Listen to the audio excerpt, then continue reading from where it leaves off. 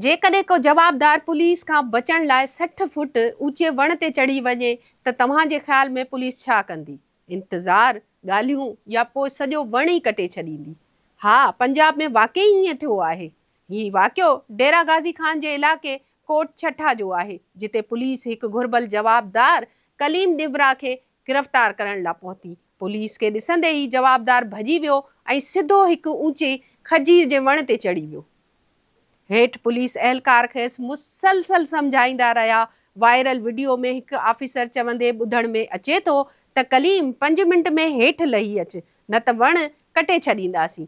पर जवाबदार जो जवाबु हो, मुंहिंजे ख़िलाफ़ कूड़ा केस आहिनि, मां हेठि न ईंदुसि। सभ खां दिलचस्प ॻाल्हि इहा आहे त जवाबदार वण ते वेठे वेठे सोशल मीडिया इस्तेमालु कंदो रहियो, वीडियोज़ ठाहींदो रहियो ऐं हेठि बीठल पुलिस जी लाइव कवरेज बि कंदो रहियो। केतिरा ई कलाक गुज़री विया, रेस्क्यू 1122 खे सॾायो वियो।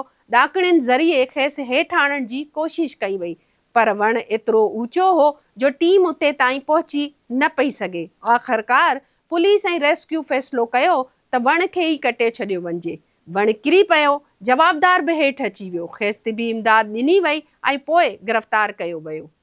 पुलिस जी दावा आहे त जवाबदार फुर, रेज़नी ऐं ॿियनि केतिरनि ई केसनि में घुर्बल हो ऐं अॻु बि गिरफ़्तारी खां बचण लाइ वणनि ते चढ़ी चुको आहे। पर सोशल मीडिया ते असल बहस जवाबदार न पर वण बणिजी वियो आहे। माण्हू पुछी रहिया आहिनि त छा हिकु जवाबदार खे पकड़ण जे लाइ हिकु सिहतमंद वण खे कटणु ज़रूरी हो?